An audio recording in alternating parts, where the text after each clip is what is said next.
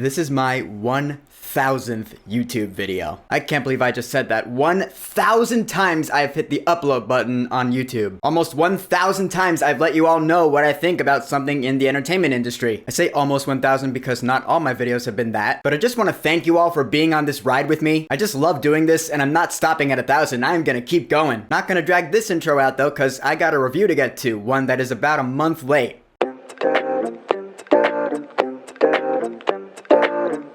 Late Night with the Devil. Alright, over the course of the past month, my dad's been talking to me about seeing this movie, but it was a limited release and it wasn't playing anywhere near me, so the movie just passed me by. Last week though, we learned that it's on the Shudder app, and so we got the free week-long trial and we watched it, and oh my god. So Late Night with the Devil is a found footage horror movie that takes place in 1977, and it centers around a talk show host named Jack Delroy who hosts a show called Night Owls. He's played by David Dastmalchian. Jack Delroy is pretty good at his job, he runs a really good talk show, but this being the 70s, he does fall just short of Johnny Carson. And also, he's been through some personal stuff as well, not gonna get into spoilers. So on Halloween night of 1977, in a desperate attempt to boost his ratings, he brings onto the show a psychic, a skeptic, a parapsychologist, and a 13-year-old girl who is supposedly possessed by a demon. And so we attempt to commune with the devil. And this movie absolutely floored me. Yeah, everything you've heard about this movie is true. This is one of the best, if not one of the scariest horror movies I've seen in a very long time. Like, I'm talking years. Granted, I don't watch a whole lot of serious, scary horror movies. Like, the last horror movie that I've watched I can think of that scared me this much is The Conjuring, which I have not watched again since the first time I watched it. I have watched Late Night with the Devil 3 times now, because it is just so good. Everything about it is just top tier. The characters are great. David Dastmalchian, this is the first time I've seen him in a leading role, and oh my god, does he step up to the plate. We've always known that he's a great actor, but now this is gonna be like one of his career performances. Cause you know, when the movie's first starting out, he's a really charismatic talk show host. He's likable, he's fun, he's funny, but as you start learning more about his character as the movie goes on, there's emotional weight to him, and you realize soon enough, oh, he's in deep trouble. Again, I don't want to delve into spoilers because this movie is worth watching if you haven't yet, but just learning about his character and the drama that he's been through and how that led to where he is now, it's a really interesting character story. Which then you get to the people he brings onto his show. The skeptic Carmichael Hague, played by Ian Bliss. This guy is, yeah, he's a douche. Ian Bliss is so good in this movie because he's also really charismatic. All the weird goings on that you see in this broadcast, which I'll get to in a second, he is so sure of himself that he knows how it was pulled off with either camera trickery or wires. He just knows for a fact because that's what he is. He's a skeptic. He's even willing to bet on it. I just like characters like this in horror movies who are so sure of themselves that this is some big hoax. You could tell Ian Bliss had a lot of fun in this role, which then that brings us to Dr. June Ross Mitchell, the parapsychologist, and well, really it brings us to Lily, who is the 13-year-old supposedly possessed by a demon. And oh my god, this kid, alright, I'm gonna look up this actress's name because I have to, out of respect. Ingrid Torelli. She's amazing because this kid is so creepy. She first comes onto the show with the parapsychologist and she sits down and she's looking directly into the camera and she's not blinking. First time I watched this, when she first came out, I was immediately uncomfortable. I was like, why is she looking right at me? Yeah, this is not a normal kid. She's scary. She'll say things sometimes that are out of pocket, unwarranted. If she weren't supposedly possessed by a demon, you would think she might be on the spectrum somewhere. Or hell, maybe she still is. Point is, Miss Torelli here is a breakout performance, and now I want to see her in more movies. Now, when I say the characters are done really well, I mean, for a 90-minute horror movie, it has emotional setup done right. I mean, you've heard about this by now. The movie starts out with like a little 5-minute prologue that's like a little mini documentary that's narrated by Michael Ironside. It gives you all the setup for the story that you need. Yeah, it's like, alright, here's the setting, here's the world and the tone, and here's our main character and what he's been through, and now we're here. It worked perfectly for this movie. And the production design of this movie, oh my god, this is among like one of the best, most immersive uses of found footage I think I've ever seen. Most of the movie is in that 4:3 aspect ratio. You would swear to god you're watching a talk show from the 1970s. The set looks legitimate. The picture quality is not super high def, it's actually a little blurry. It's like you're watching an old video cassette, like a VHS, with the video static going on, which, let me tell you, when weird stuff starts happening happening, it'll glitch out for a second, and that to me was one of the scariest aspects of the entire movie, because it's like a warning. Whenever the picture glitches out for a second, it's like, oh my god, scary stuff's gonna happen, no! Which, yeah, then we get into the scaries, and this is where I gotta give this movie all sorts of praise, because like I said, this movie scared the living bejesus out of me. First time I watched it, I watched most of this movie through my fingers. Yeah, like this, and I was hugging my knees, trying to cover my ears, and look through my fingers, kind of shielding my eyes a little bit at the same time. It was stressful. It's funny, my dad would look at me and he would be like, are you okay? Should we pause the movie? I'm like, no, the movie's doing its job really well. Me reacting like this means the movie is scaring me, which is what it's trying to do. So good job, Late Night with the Devil. When the movie was done, when it wrapped up and it cut to credits, I was still like this and my jaw was on the floor. I was like, that is one of the scariest movies I've ever seen. And my dad just laughed. Cause really, the scares come from the subtlety. It's not obvious with its horror elements. You know, there's one jump scare in the entire movie, which yeah, it did get me for sure. But other than that, things will just happen without warning. Sometimes you don't even notice them because they're just that subtle. Other times I was like, well, wait a minute, what was that? That thing just happened. Just what?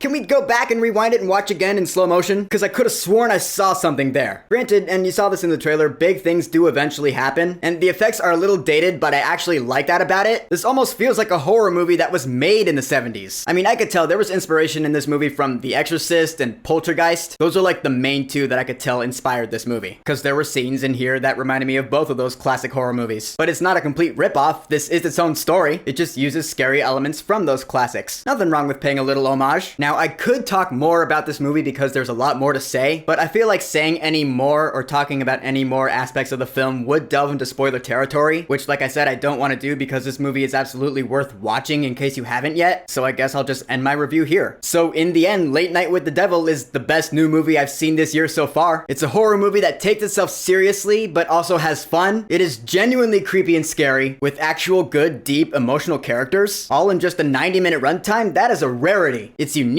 it's original. David Dastmalchian gives a killer performance. Just everything about it is peak. Go watch Late Night with the Devil. I'm not gonna give this a rating because it did come out about a month ago, but of course you can tell by now if I had seen it when it came out, I would have said go see this movie right now, of course. And I probably won't mind watching this movie a few more times. This is a great Halloween movie for sure. In fact, I probably will watch this movie on Halloween, because this movie is awesome. So, Late Night with the Devil. Have you seen it yet? What are your thoughts on it? And once again, thank you for watching me. This is my 1000th YouTube video. In celebration of that, I am actually gonna ask something I've been curious about. Do you have a favorite video that I've done? If so, which one is it? Whatever you think, go ahead and leave a comment.